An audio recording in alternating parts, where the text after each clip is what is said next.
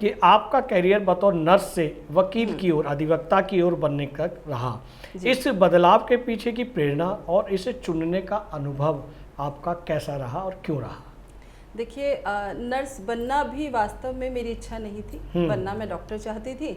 PMT clear भी किया, लेकिन पिताजी ने कहा कि ये देखो कल को डॉक्टर बन जाओगी। बहुत विडंबना है कि बाबूजी ने कहा कि तुम डॉक्टर तो बन जाओगी, तुम्हारे लिए लड़का कहाँ से ढूंढेंगे, दहेज कहाँ से लाएंगे। और इसमें तो मौलाना आज़ाद के हम गेट पर पहुंचते हैं, वहाँ पर गार्ड भैया से पूछा कि कितना खर्चा आएगा, और वो मुझसे विशेष अनुराग रखते होंगे कि उन्होंने पिताजी को कह दिया कि 1 लाख रुपया।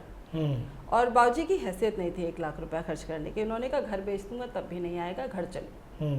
और हकीकत बताऊं तो ऐसा कोई खर्च आने वाला नहीं था जी। तो हम घर लौटे और नर्सिंग में एडमिशन ले लिया। सारा समय कोफ्त होती थी। जब बाकी लोग आकर मुझे बोलते थे तो कहीं ना कहीं मन में ना ये रहता था कि अगर सही समय पर सब कुछ सही हो जाता तो शायद आज मैं वहाँ पर होती। जी जी जी। तो एक असंतुष्टि रही। शादी हुई। एक कहते हैं बिना बाजू वाला सफ़ेद कोट था जिसके साथ सरकारी नौकरी मिली। हालांकि उससे मेरा जीवन यापन में और परिवार की ज़रूरतों को पूरा करने में बहुत सहायता रही। साथ ही साथ बहुत सारे अनुभव भी मिले।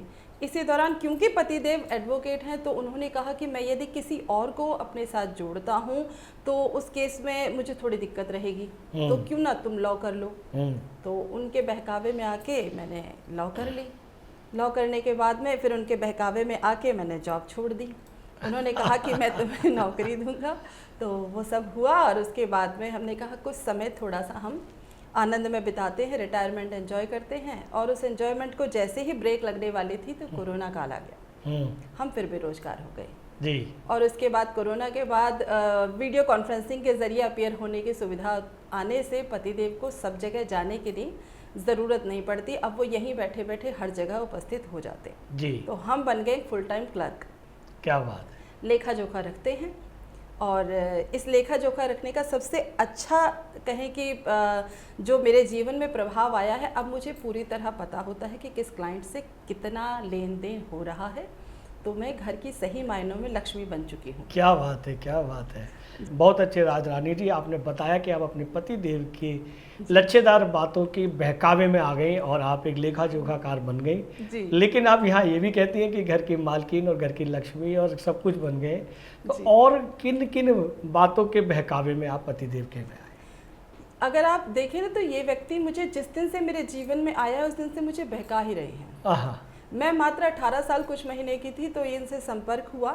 और संपर्क भी कुछ ऐसे कारणों से हुआ कि जो मैं बता भी नहीं सकती। आए थे ये अपनी जो बड़ी बहन है उनके रिश्ते के लिए एडवर्टाइजमेंट देने, और वहाँ अपनी फ्रेंड की सीट पर मैं बैठी थी और वहाँ इनकी मुझसे मुलाकात हुई। उन्होंने कहा कि कोई है, मुझे ऐड देनी है। मैंने कहा किस चीज़ की ऐड देनी है जी।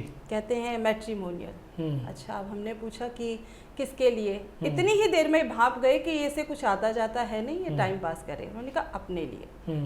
मैंने कहा कैसी लड़की चलेगी? कहते आपके जैसी चलेगी। हमने कहा चलेगी तो चला लो, हमारी कौन सी शादी हुई है। और बस ये कहना बहुत भारी पड़ गया। 1 महीने और 14 दिन के बाद हम इनके घर में जा चुके थे श्रीमती बन के। और देख लीजिए बहकावे का असर। मैं बचपन से ही भोली हूँ। अच्छा, वो तो खैर आप दिख रहा है, हमारे दर्शक समझ रहे हैं, महसूस भी कर रहे हैं कि आप बहुत भोली हैं, तभी आप नर्स से। कैमरा भी मेरे भोलेपन को नहीं छुपा पाएगा। ये वीडियो YouTube पर देख रहे हैं तो हमारे चैनल को सब्सक्राइब करें और बेल आइकन को दबाना ना भूलें। अगर आप Facebook पर ये वीडियो देख रहे हैं तो हमारे पेज को लाइक करें।